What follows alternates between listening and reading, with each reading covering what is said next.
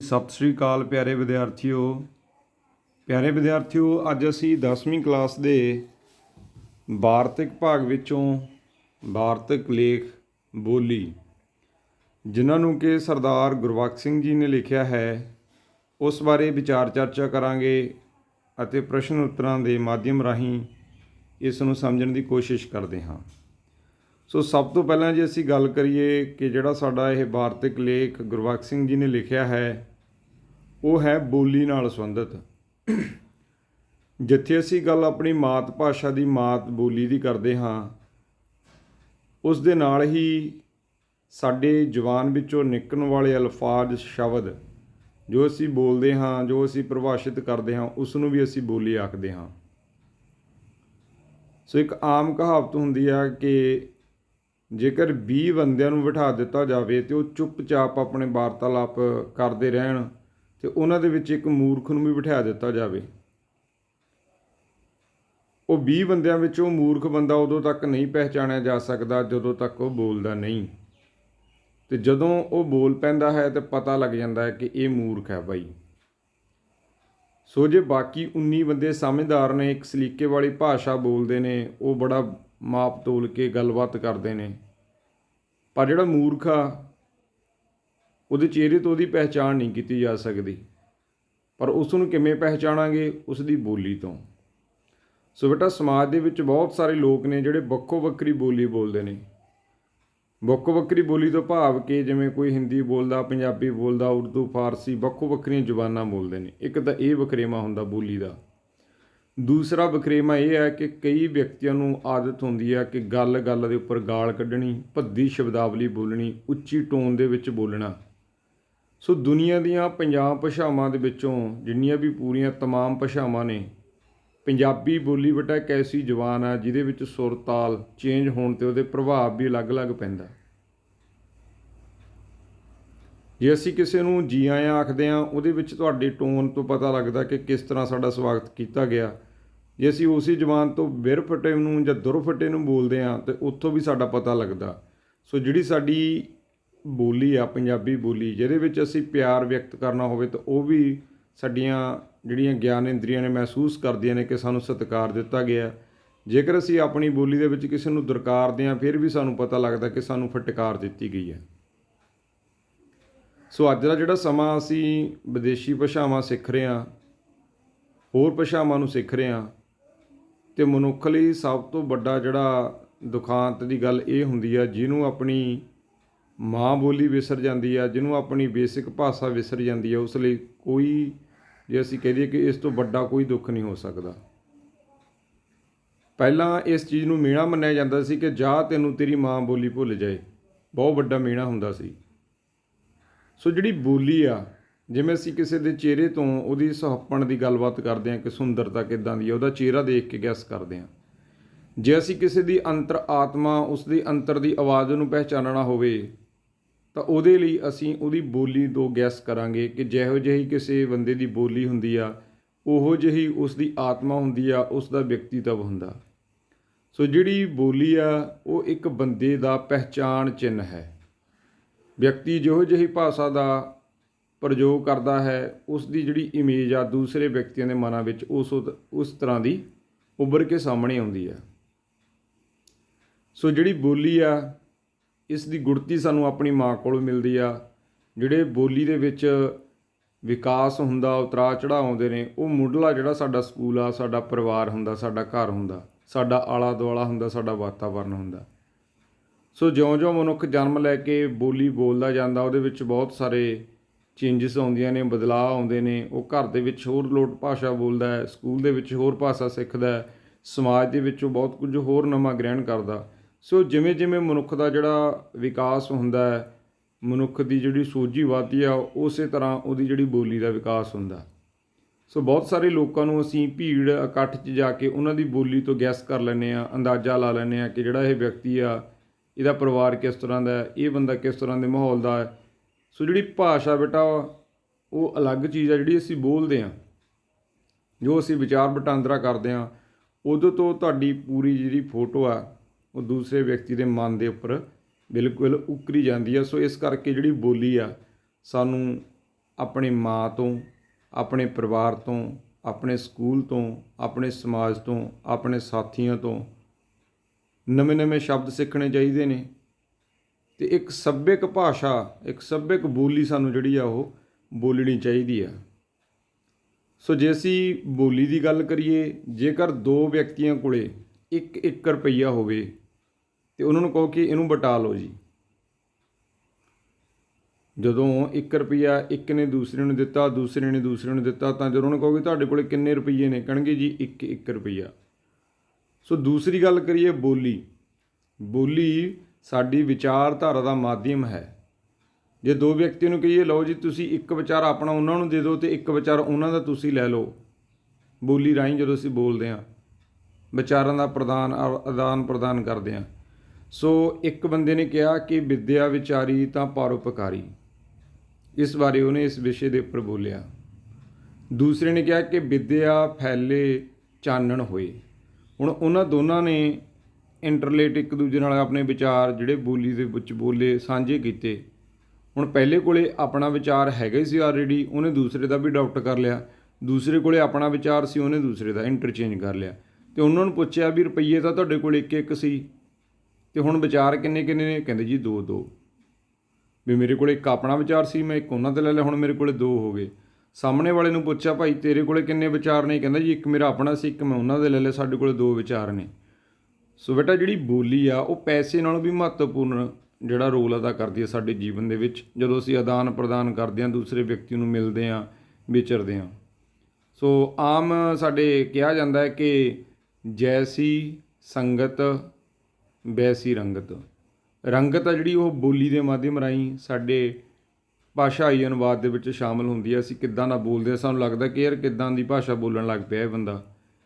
ਕਿਸੇ ਬੰਦੇ ਨੂੰ ਤੁਸੀਂ ਬਿਹਾਰ ਦੇ ਨੂੰ ਪੰਜਾਬ 'ਚ ਲਿਆਓ, ਉਹ ਪੰਜਾਬੀ ਰਲ ਗੱਡ ਕਰਦਾ ਹੈ। ਕੋਈ ਪੰਜਾਬੀ ਬਿਹਾਰ 'ਚ ਚਲੇ ਜਾਵੇ, ਵਿੱਚ ਹਿੰਦੀ ਰਲ ਗੱਡ ਕਰ ਦਿੰਦਾ। ਸੋ ਜਿਹੜੀ ਬੋਲੀ ਆ ਬਹੁਤ ਮਹੱਤਵ ਰੱਖਦੀ ਹੈ ਸਾਡੇ ਜੀਵਨ ਦੇ ਵਿੱਚ, ਸਾਡੇ ਵਿਕਾਸ ਦੇ ਵਿੱਚ। ਸੋ ਜਿਵੇਂ ਜਿਵੇਂ ਮਨੁੱਖ ਵਿਕਾਸ ਕਰਦਾ ਤਿਵੇਂ ਤਿਵੇਂ ਉਹਦੀ ਬੋਲੀ ਦਾ ਵੀ ਵਿਕਾਸ ਹੁੰਦਾ। ਸੋ ਆਓ ਆਪਾਂ ਪੜ੍ਹਦੇ ਹਾਂ ਕਿ ਸਰਦਾਰ ਗੁਰਬਖਸ਼ ਸਿੰਘ ਜੀ ਨੇ ਤੁਹਾਡੇ 10ਵੀਂ ਦੇ ਪਾਠਕ੍ਰਮ ਦੇ ਵਿੱਚ ਜਿਹੜਾ ਤੁਹਾਨੂੰ ਇਹ ਸਾਰ ਲੱਗਿਆ, ਲੇਖ ਲੱਗਿਆ, ਇਹਦੇ ਵਿੱਚ ਬੋਲੀ ਦਾ ਮਹੱਤਵ ਕਿਸ ਤਰ੍ਹਾਂ ਵਿਅਕਤ ਕੀਤਾ। ਆਓ ਪੜ੍ਹਦੇ ਹਾਂ ਤੁਹਾਡਾ ਸਾਰ। ਮੂੰਹ ਮਨੁੱਖ ਦੇ ਸਰੀਰ ਦਾ ਚਿੱਤਰ ਹੈ, ਜਿਸ ਤੋਂ ਉਸ ਦੀ ਸਰੀਰਕ ਸੁੰਦਰਤਾ ਦਾ ਪਤਾ ਲੱਗਦਾ ਹੈ। ਬੋਲੀ ਮਨੁੱਖ ਦੀ ਆਤਮਾ ਦਾ ਚਿੱਤਰ ਹੈ, ਜਿਸ ਤੋਂ ਉਸ ਦੀ ਅੰਦਰੂਨੀ ਸੁੰਦਰਤਾ ਦੀ ਪਰਖ ਹੁੰਦੀ ਹੈ। ਬੋਲੀ ਬੋਲਣ ਵਾਲਿਆਂ ਨੂੰ ਸਰੋਤਿਆਂ ਦੀ ਵਾਹ-ਵਾਹ ਪ੍ਰਾਪਤ ਹੁੰਦੀ ਹੈ। ਬੋਲੀ ਦਾ ਖਜ਼ਾਨਾ ਬਚਪਨ ਦੇ ਚੌਗਿਰਦੇ ਵਿੱਚੋਂ ਜੁੜਨਾ ਸ਼ੁਰੂ ਹੁੰਦਾ ਹੈ। ਸਾਰੀ ਉਮਰ ਵੱਧਦਾ ਜਾਂਦਾ ਹੈ। ਬਾਲਮਨਾਂ ਉੱਤੇ ਚਿੱਤਰੇ ਲਫ਼ਜ਼ ਉਮਰ ਭਰ ਨਹੀਂ ਭੁੱਲਦੇ ਅਤੇ ਮੋਹਰਾਂ ਵਾਂਗ ਸਾਰੀ ਜ਼ਿੰਦਗੀ ਕੰਮ ਆਉਂਦੇ ਹਨ। ਇਸ ਲਈ ਬਚਪਨ ਦਾ ਸਮਾਂ ਮਨੁੱਖ ਲਈ ਸਭ ਤੋਂ ਮਹੱਤਵਪੂਰਨ ਹੁੰਦਾ ਹੈ। ਜਿੱਥੇ ਸਾਡਾ ਬਚਪਨ ਬੀਤਿਆ ਹੁੰਦਾ ਹੈ, ਉਹ ਥਾਂ ਮੋਹਰਾਂ ਦੀ ਖਾਣ ਹੁੰਦੀ ਹੈ। ਮੋਹਰਾਂ ਭਾਵ ਬੇਟਾ ਕੀਮਤੀ, ਜਿਵੇਂ ਅਸੀਂ ਸੋਨੇ ਦੀ ਮੋਹਰ ਬੋਲਦੇ ਹਾਂ। ਸਾਡੀ ਅਮੀਰੀ ਇਸ ਉੱਤੇ ਹੀ ਨਿਰਭਰ ਕਰਦੀ ਹੈ। ਭਰਪੂਰ ਖਾਣ ਵਿੱਚੋਂ ਸਿਆਣੀ ਪੁਟਾਈ ਅਤੇ ਬੇਸ਼ੁਮਾਰ ਦੌਲਤ ਪੁੱਟ ਸਕਦੀ ਹੈ। ਸਾਡੀ ਪੁਟਾਈ ਅਤੇ ਪ੍ਰਾਪਤੀਆਂ ਦਾ ਨਾਪ ਸਾਡੀ ਬੋਲੀ ਹੁੰਦੀ ਹੈ। ਸੋ ਲੇਖਕ ਬੇਟਾ ਇੱਥੇ ਸਾਨੂੰ ਦੱਸਦੇ ਨੇ ਕਿ ਜਿਹੜਾ ਇੱਕ ਖਜ਼ਾਨਾ ਜਿਵੇਂ ਅਸੀਂ ਸੋਨੇ ਦੀਆਂ ਮੋਹਰਾਂ ਕਹਿੰਦੇ ਹਾਂ, ਕਿ ਜਿਹੜੀ ਸਾਡੀ ਭਾਸ਼ਾ ਹੈ ਜਾਂ ਜਿਹੜੀ ਅਸੀਂ ਬੋਲੀ ਬੋਲਦੇ ਹਾਂ, ਉਹ ਸੋਨੇ ਦੀਆਂ ਮੋਹਰਾਂ ਨੇ। ਅਤੇ ਇਹ ਸੋਨੇ ਦੀਆਂ ਮੋਹਰਾਂ ਨੂੰ ਬੰਦਾ ਜ਼ਿੰਦਗੀ ਭਰ ਜੋੜਦਾ ਜਾਂਦਾ, ਅੱਗੇ ਵੱਧਦਾ ਜਾਂਦਾ ਇਹ ਖਜ਼ਾਨਾ। ਸੋ ਸਭ ਤੋਂ ਜਿਹੜਾ ਮਹੱਤਵਪੂਰਨ ਖਜ਼ਾਨਾ ਹੁੰਦਾ ਸ਼ਬਦ ਭੰਡਾਰ ਇਕੱਠਾ ਕਰਨ ਦਾ, ਉਹ ਹੈ ਬਚਪਨ। ਵੀ ਬਚਪਨ ਤੋਂ ਹੀ ਮਨੁੱਖ ਜਦੋਂ ਉਹਨੂੰ ਕਹਿੰਦਾ, ਉਹਦੀ ਮੰਮਾ ਉਂਗਲ ਕਰਕੇ ਕਹਿੰਦੀ ਕਾਂ, ਉਹ ਬੋਲਦਾ ਕਾਂ, ਇੱਥੋਂ ਬੋਲੀ ਸਿੱਖਦਾ। ਫਿਰ ਉਹ ਕਹਿੰਦੀ ਹੈ ਮਾਂ, ਉਹ ਕਹਿੰਦਾ ਮਾਂ। ਫਿਰ ਉਹ ਕਹਿੰਦੀ ਹੈ ਗਾਂ, ਫਿਰ ਬੱਚਾ ਬੋਲਦਾ ਗਾਂ। ਫਿਰ ਉਹ ਮਾਂ ਸਿਖਾਉਂਦੀ ਹੈ ਮਾਮਾ, ਫਿਰ ਬੱਚਾ ਬੋਲਦਾ ਮਾਮਾ। ਫਿਰ ਕਹਿੰਦੇ ਚਾਚਾ, ਚਾਚਾ। ਸੋ ਪਰਿਵਾਰ ਮੁੱਢਲਾ ਸਕੂਲ ਆ ਜਿੱਥੇ ਤੁਹਾਨੂੰ ਟ੍ਰੇਨਡ ਕੀਤਾ ਜਾਂਦਾ। ਤੁਹਾਨੂੰ ਜਿਹੜੇ ਬੋਲੀ ਦੇ ਗੁਣ ਨੇ, ਬੋਲੀ ਦੇ ਜਿਹੜੇ ਗੁਰ ਨੇ, ਉਹ ਬਚਪਨ ਦੇ ਵਿੱਚ ਤੁਹਾਡੇ ਜ਼ਿਹਨ ਦੇ ਵਿੱਚ ਆਉਂਦੇ ਨੇ, ਦਿਮਾਗ ਦੇ ਵਿੱਚ ਆਉਂਦੇ ਨੇ। ਅਤੇ ਘਰ ਤੋਂ ਅਸੀਂ ਜਿਹੜੀ ਬੋਲੀ ਨੂੰ ਸ਼ੁਰੂਆਤੀ ਸਮੇਂ ਦੇ ਵਿੱਚ ਪੱਟਦੇ ਹਾਂ, ਸਿੱਖਦੇ ਹਾਂ ਇਹਨੂੰ।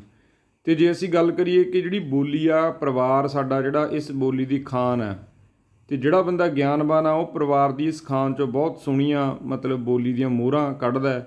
ਸੋ ਜਿਹੋ ਜਿਹਾ ਵਿਅਕਤੀ ਦਾ ਮਾਹੌਲ ਜਿੱਥੇ ਉਹ ਰਹਿੰਦਾ, ਉਹਦਾ ਖਾਨਦਾਨ ਆ, ਪਰਿਵਾਰਕ ਪਿਛੋਕੜ ਆ, ਉਹਦੀ ਜਿਹੜੀ ਭਾਸ਼ਾ ਮਤਲਬ ਭਾਸ਼ਾ ਜਿਹੜੀ ਉਹਦੀ ਬੋਲੀ ਬੋਲਦਾ, ਜਿਹੜੀਆਂ ਉਹਦੇ ਕੋਲੇ ਗਿਆਨ ਦੀਆਂ ਮੋਹਰਾਂ ਨੇ, ਸੋ ਜਿਹੋ ਜਿਹਾ ਉਹਨੂੰ ਆਪ ਦੇ ਆਪ ਨੂੰ ਗਿਆਨ ਆ, ਉਹਦਾ ਪਰਿਵਾਰਕ ਪਿਛੋਕੜ ਆ, ਉਹੋ ਜਿਹੀ ਉਹਦੀ ਵਿਅਕਤੀ ਦੀ ਬੋਲੀ ਹੋਏਗੀ।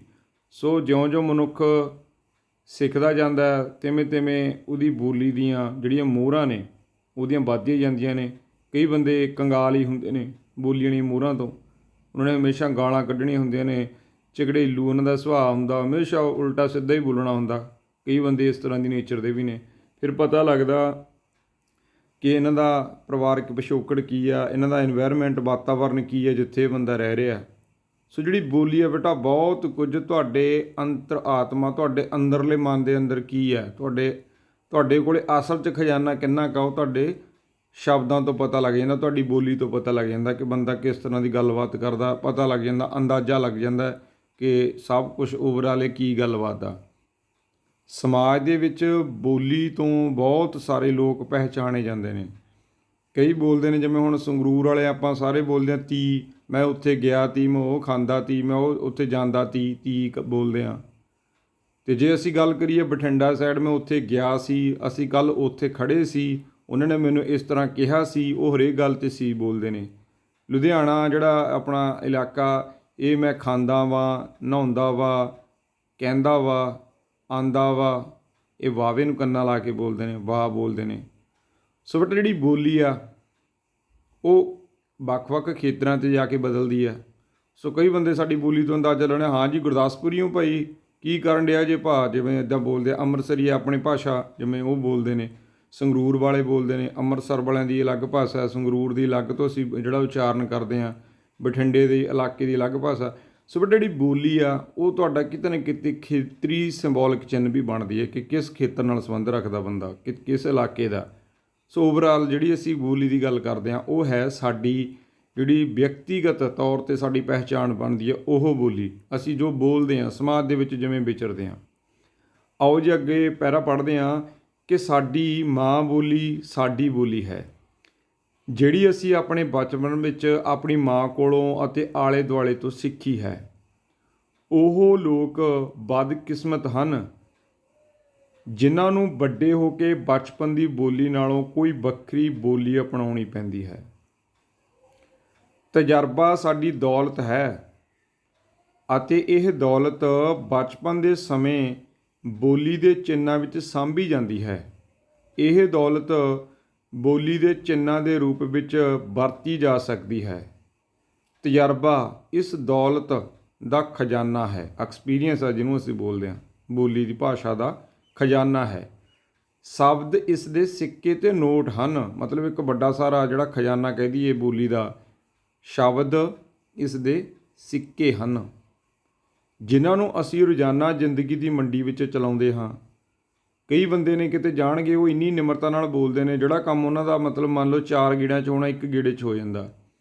ਜਿਵੇਂ ਅਸੀਂ ਦਫ਼ਤਰ 'ਚ ਜਾ ਕੇ ਬੋਲਦੇ ਹਾਂ ਕਿਸੇ ਨੂੰ, ਜੀ ਹਜ਼ੂਰੀ ਨਾਲ ਨਿਮਰਤਾ ਨਾਲ ਬੋਲਦੇ ਹਾਂ, ਤਾਂ ਹੋ ਸਕਦਾ ਤੁਹਾਡੇ 4 ਗੇੜੇ ਲੱਗਣੇ ਹੋਣ, ਅਗਲਾ ਤੁਹਾਡੀ ਬੋਲੀ ਤੋਂ ਪ੍ਰਭਾਵਿਤ ਹੋ ਕੇ ਤੁਹਾਨੂੰ ਚੰਗਾ ਸਮਝਦਾ ਅਤੇ ਤੁਹਾਡਾ 1 ਗੇੜੇ 'ਚ ਹੀ ਕੰਮ ਹੋ ਜਾਂਦਾ। ਕਈ ਵਾਰ ਅਸੀਂ ਉੱਥੇ ਜਾ ਕੇ ਤੂੰ ਤੜਾਂਗ ਬੋਲਦੇ ਹਾਂ ਕਿਸੇ ਨੂੰ, ਉਲਟਾ ਸਿੱਧਾ, ਹੋਰ ਮੁੱਢਲੇ ਸਤਿਕਾਰ ਨਹੀਂ ਦਿੰਦੇ ਆਪਣੀ ਬੋਲੀ 'ਚ, ਤਾਂ ਤੁਹਾਡੇ 3-4 ਗੇੜੇ ਵੀ ਲੱਗ ਸਕਦੇ ਨੇ। ਸੋ ਜਿਹੋ ਜਿਹੀ ਤੁਹਾਡੀ ਬੋਲੀ ਆ, ਉਹੋ ਜਿਹਾ ਤੁਹਾਡਾ ਵਿਅਕਤੀਗਤ ਤੌਰ 'ਤੇ ਤੁਹਾਨੂੰ ਸਾਹਮਣੇ ਵਾਲਾ ਬੰਦਾ ਸਮਝਦਾ। ਉੱਥੋਂ ਤੁਹਾਡੇ ਵਿਅਕਤੀ ਦਾ ਪਤਾ ਲੱਗਦਾ ਕਿ ਇਸ ਤਰ੍ਹਾਂ ਦਾ ਬੰਦਾ ਹੋਊ ਜਿਸ ਤਰ੍ਹਾਂ ਇਹ ਬੋਲ ਰਿਹਾ। ਸੋ ਜਿਹੜੀ ਬੋਲੀ ਦੀ ਕਹਿੰਦੇ ਖਜ਼ਾਨ ਦੇ ਸਿੱਕੇ ਨੇ, ਅਸੀਂ ਇਹਨੂੰ ਆਮ ਜ਼ਿੰਦਗੀ ਦੀ ਮੰਡੀ ਦੇ ਵਿੱਚ ਵਰਤਦੇ ਹਾਂ। ਅਸੀਂ ਜਦੋਂ ਵੀ ਕਿਸੇ ਨਾਲ ਗੱਲਬਾਤ ਕਰਦੇ ਹਾਂ ਉੱਥੇ ਇਹ ਸਿੱਕੇ ਕੰਮ ਆਉਂਦੇ ਨੇ। ਜਿਹੜਾ ਵਿਅਕਤੀ ਵਧੀਆ ਢੰਗ ਨਾਲ ਬੋਲਦਾ ਬੇਟਾ, ਉਹਦਾ ਸਤਿਕਾਰ ਹੁੰਦਾ। ਜਿਹੜਾ ਬੰਦਾ ਇਹ ਸਿੱਕੇ ਮਤਲਬ ਗਲਤ ਢੰਗ ਨਾਲ ਯੂਜ਼ ਕਰਦਾ, ਅਤੇ ਫਿਰ ਉਹਦਾ ਤੁਹਾਨੂੰ ਪਤਾ ਹੀ ਹੈ ਕਿ ਕਿਵੇਂ ਦਾ ਉਹਦਾ ਪ੍ਰਭਾਵ ਪੈਂਦਾ। ਪੜ੍ਹਾਈ ਆਪਣੇ ਆਪ ਵਿੱਚ ਕੋਈ ਵੱਡਾ ਤਜਰਬਾ ਨਹੀਂ, ਇਹ ਸਿਰਫ ਤਜਰਬਿਆਂ ਨੂੰ ਪ੍ਰਾਪਤ ਕਰਨ ਦੀ ਲਗਨ ਵਿੱਚ ਵਾਧਾ ਕਰਨ ਅਤੇ ਤਜਰਬਿਆਂ ਨੂੰ ਸੰਭਾਲਣ ਦਾ ਸਾਧਨ ਹੈ ਜਿਹੜੀ ਅਸੀਂ ਪੜ੍ਹਾਈ ਲਿਖਾਈ ਕਰਦੇ ਹਾਂ। ਇਸ ਲਈ ਸਭ ਤੋਂ ਪਹਿਲਾਂ ਤਜਰਬੇ ਦੇ ਮੌਕਿਆਂ ਵਿੱਚ ਵਾਧਾ ਕਰਨਾ ਚਾਹੀਦਾ ਹੈ, ਜਿਹੜੇ ਸਾਡੀ ਸ਼ਖਸੀਅਤ ਅਤੇ ਬੋਲੀ ਨੂੰ ਅਮੀਰ ਬਣਾਉਂਦੇ ਹਨ। ਹੁਣ ਅਸੀਂ ਕਹਿੰਦੇ ਹਾਂ ਨਾ, ਜਿਹੋ ਜਿਹਾ ਕਹਿੰਦੇ ਭਾਂਡਾ ਉਹੋ ਜਿਹੀ ਆਵਾਜ਼ ਆਊਗੀ। ਆਮ ਬਹੁਤ ਸਾਰੇ ਜਿਹੜੇ ਫਿਕਰੇ ਮੁਹਾਵਰੇ ਸਾਡੇ ਪ੍ਰਚਲਿਤ ਨੇ। ਸੋ ਕਹਿੰਦੇ ਜੇ ਤੁਸੀਂ ਆਪਣੀ ਬੋਲੀ ਨੂੰ ਪ੍ਰਭਾਵਸ਼ਾਲੀ ਬਣਾਉਣਾ ਤਾਂ ਜਿਹੜਾ ਤੁਹਾਡਾ ਐਕਸਪੀਰੀਅੰਸ ਆ, ਜਿਹੜੀ ਤੁਹਾਡੀ ਫੀਲਡ ਆ, ਉਹਨੂੰ ਵੀ ਵਧੀਆ ਬਣਾਓ। ਅਸੀਂ ਜਿਹੋ ਜਿਹੇ ਮਾਹੌਲ ਦੇ ਵਿੱਚ ਵਿਚਰਦੇ ਹਾਂ, ਸਾਡੀ ਬੋਲੀ ਵੀ ਉਸੇ ਤਰ੍ਹਾਂ ਦੀ ਬਣਦੀ ਜਾਂਦੀ ਹੈ। ਅੱਗੇ ਹੈ ਕਹਿੰਦਾ, ਬਚਪਨ ਦਾ ਸਮਾਂ ਜਵਾਨੀ ਅਤੇ ਬੁਢੇਪੇ ਨਾਲੋਂ ਵੀ ਕਈ ਗੁਣਾ ਕੀਮਤੀ ਹੁੰਦਾ ਹੈ। ਇਸ ਵਿੱਚ ਲਫ਼ਜ਼ਾਂ ਦੀਆਂ ਉਹ ਮੋਹਰਾਂ ਇਕੱਠੀਆਂ ਕੀਤੀਆਂ ਜਾਂਦੀਆਂ ਹਨ ਜਿਨ੍ਹਾਂ ਨੂੰ ਭਨਾ ਭਨਾ ਕੇ ਜਵਾਨੀ ਅਤੇ ਬੁਢੇਪੇ ਦੇ ਸਮੇਂ ਆਪਣਾ ਔਖਾ ਸੌਖਾ ਵਕਤ ਗੁਜ਼ਾਰਿਆ ਜਾ ਸਕਦਾ ਹੈ। ਮਤਲਬ ਜਿਹੜਾ ਬੇਟਾ ਬਚਪਨਾ ਹੁੰਦਾ ਨਾ, ਜਦੋਂ ਅਸੀਂ ਅੱਖਰ ਸਿੱਖਦੇ ਹਾਂ, ਜੇ ਕਹਿੰਦੇ ਤੁਸੀਂ ਬਚਪਨ ਦੇ ਵਿੱਚ ਵਧੀਆ ਸ਼ਬਦ ਸਿੱਖੇ ਹੋਣਗੇ, ਕੁਝ ਇਕੱਠਾ ਕੀਤਾ ਹੋਊਗਾ, ਝੋਲੀ ਦੇ ਵਿੱਚ ਪਾਇਆ ਹੋਊਗਾ, ਜਦੋਂ ਕਹਿੰਦੇ ਤੁਸੀਂ ਬੁੱਢੇ ਹੁੰਦੇ ਹੋ ਤਾਂ ਫਿਰ ਇਹ ਲੱਗਦਾ ਕਿ ਉਹ ਕੀਮਤੀ ਮੋਹਰਾਂ ਨੂੰ, ਜਿਵੇਂ ਅਸੀਂ ਸੋਨੇ ਦੇ ਗਹਿਣਿਆਂ ਨੂੰ ਬੁਢੇਪੇ 'ਚ ਆ ਕੇ ਜਾਂ ਕਿਸੇ ਦੁੱਖ ਸੁੱਖ 'ਚ ਆ ਕੇ ਵੇਚ ਦਿੰਦੇ ਹਾਂ, ਫਿਰ ਸਾਡੀ ਹੈਲਪ ਹੋ ਜਾਂਦੀ ਆ। ਕਹਿੰਦੇ ਜੀ ਅਸੀਂ ਬਚਪਨ 'ਚ ਚੰਗੇ ਅਲਫਾਜ਼, ਚੰਗੀਆਂ ਚੀਜ਼ਾਂ ਆਪਣੇ ਪਰਿਵਾਰ 'ਚੋਂ, ਆਪਣਾ ਪਰਿਵਾਰ ਦੱਸਿਆ ਨਾ ਵੀ ਘਰ ਜਿਹੜਾ ਇੱਕ ਖਜ਼ਾਨਾ ਹੁੰਦਾ, ਜੇ ਉੱਥੋਂ ਚੰਗੀਆਂ ਮੋਹਰਾਂ ਨਾਲ ਝੋਲੀ ਭਰੀ ਹੋਊ, ਚੰਗੇ ਸ਼ਬਦ ਸਿੱਖੇ ਹੋਣਗੇ, ਚੰਗੇ ਅਸੀਂ ਉੱਥੇ ਸੰਸਕਾਰ ਸਿੱਖੇ ਹੋਣਗੇ, ਕਹਿੰਦੇ ਫਿਰ ਜੀਵਨ ਭਰ ਉਹ ਤੁਹਾਡੇ ਕੰਮ ਆਉਂਦੇ ਨੇ।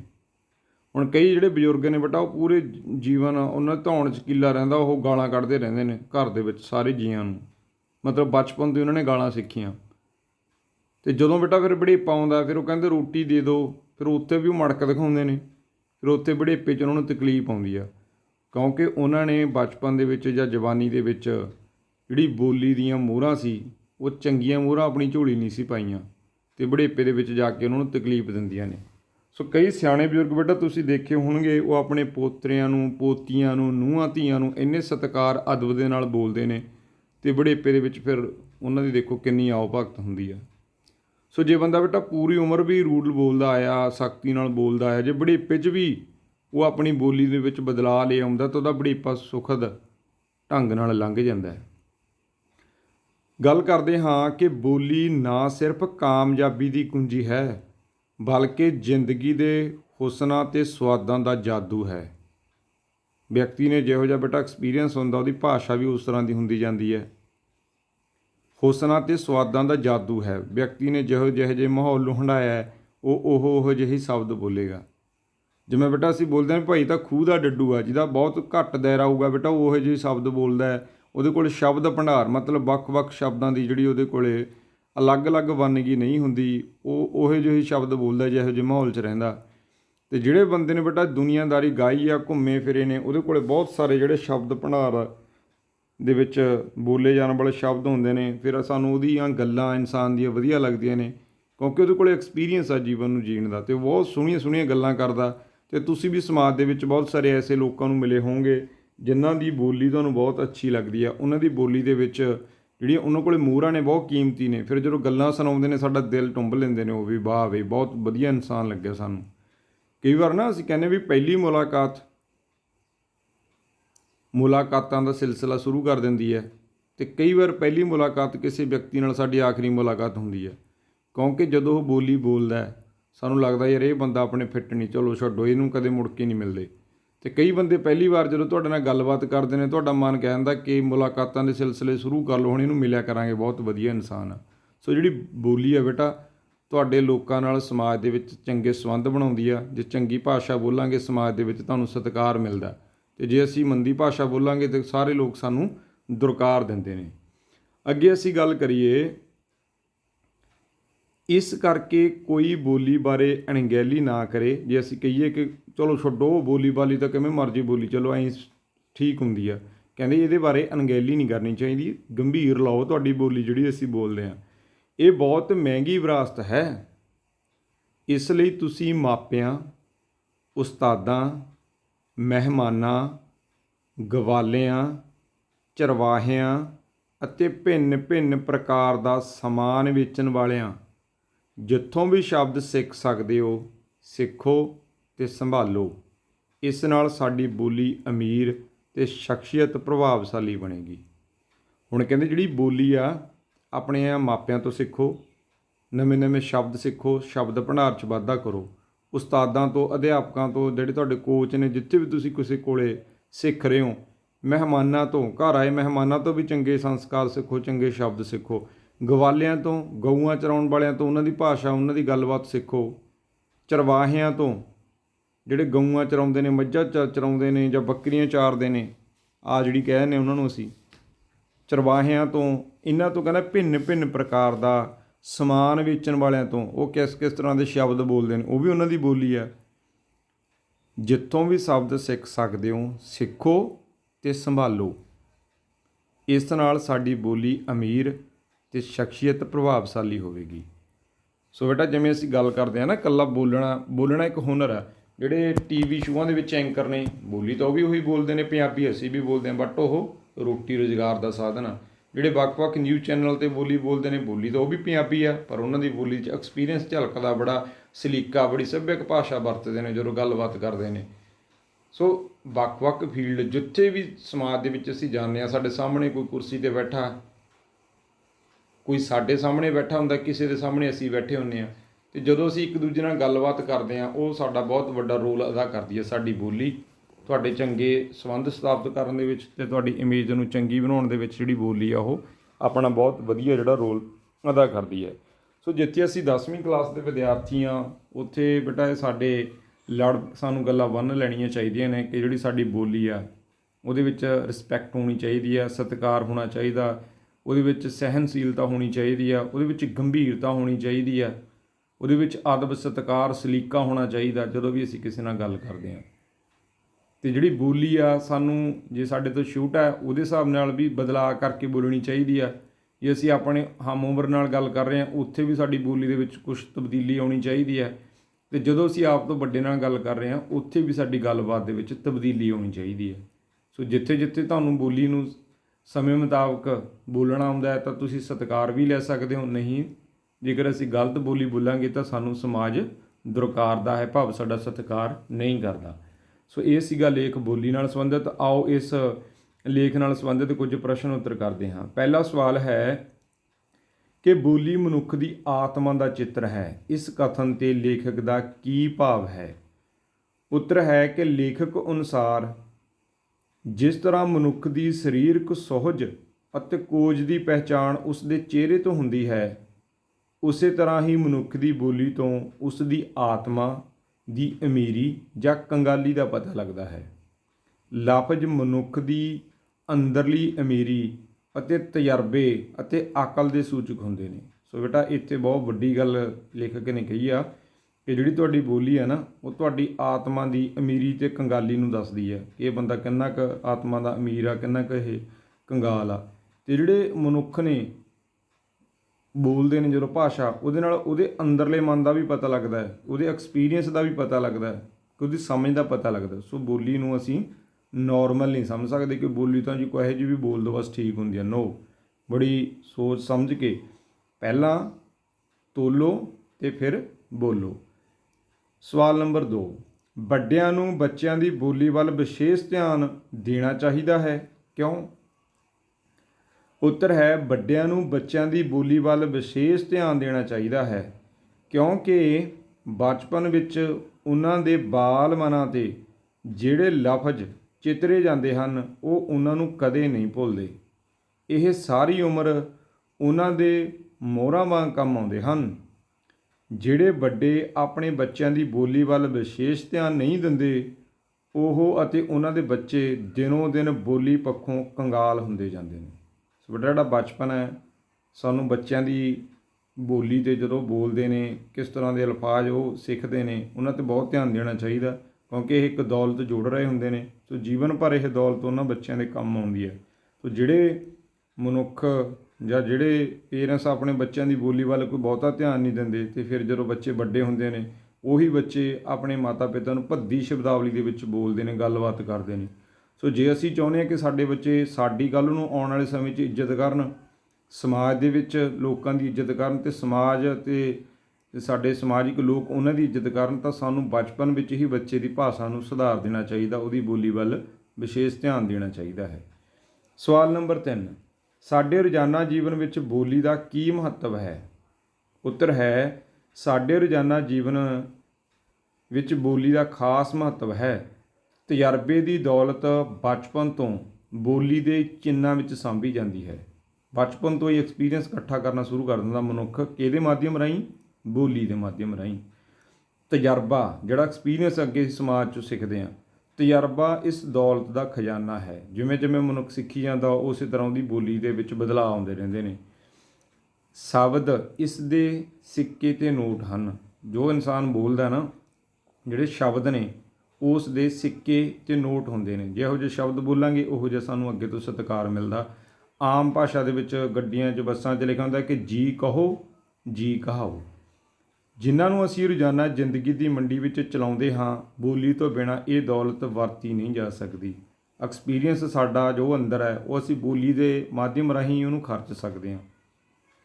ਖਰਚਾਂਗੇ ਕਿਵੇਂ? ਜਿਵੇਂ ਅਸੀਂ ਕਿਸੇ ਨਾਲ ਗੱਲਬਾਤ ਕਰਦੇ ਹਾਂ ਤਾਂ ਪਤਾ ਲੱਗਦਾ ਕਿ ਬੰਦੇ ਨੂੰ ਕਿੰਨਾ ਕੁ ਐਕਸਪੀਰੀਅੰਸ ਹੈ ਜ਼ਿੰਦਗੀ ਦਾ। ਕਈ ਵਾਰੀ ਕੋਈ ਬੱਚੇ ਇਸ ਤਰ੍ਹਾਂ ਗੱਲਬਾਤ ਕਰਦੇ ਨੇ ਤਾਂ ਦੂਸਰੇ ਬੱਚੇ ਦੇ ਪੇਰੈਂਟਸ ਕਹਿੰਦੇ ਨੇ ਕਿ ਇਹ ਬੱਚੇ ਨੂੰ ਨਹੀਂ ਬੇਟਾ ਤੂੰ ਬੁਲਾਉਣਾ, ਇਹ ਸਾਨੂੰ ਵਧੀਆ ਨਹੀਂ ਲੱਗਿਆ, ਵਧੀਆ ਨਹੀਂ ਬੋਲਦਾ ਬੱਚਾ। ਸੋ ਵਧੀਆ ਨਾ ਬੋਲਣ ਤੋਂ ਭਾਵ ਗਾਲੀ ਗਲੋਚ ਕਰਨਾ, ਭੱਦੇ ਸ਼ਬਦ ਬੋਲਣਾ, ਵੱਡੇ ਛੋਟੇ ਦਾ ਅਦਬ ਨਾ ਕਰਨਾ, ਜਿੱਥੇ ਜੀ ਕਰਿਆ ਜੋ ਵੀ ਬੋਲ ਦੇਣਾ। ਸੋ ਇਹ ਸਾਰੀਆਂ ਗੱਲਾਂ ਬੇਟਾ ਸਾਡੇ ਜਿਹੜੀਆਂ ਕਾਊਂਟ ਹੁੰਦੀਆਂ ਜਦੋਂ ਅਸੀਂ ਸਮਾਜ ਦੇ ਵਿੱਚ ਵਾਪਰਦੇ ਹਾਂ, ਵਿਚਰਦੇ ਹਾਂ। ਅੱਗੇ ਹੈਗਾ ਬੇਟਾ ਸਵਾਲ ਨੰਬਰ 5, ਬੋਲੀ ਜ਼ਿੰਦਗੀ ਦੀ ਅਮੀਰੀ ਵਿੱਚੋਂ ਆਪਣੇ ਲਫ਼ਜ਼ ਚੁਣਦੀ ਹੈ। ਇਸ ਕਥਨ ਦੀ ਪੁਸ਼ਟੀ ਕਰੋ।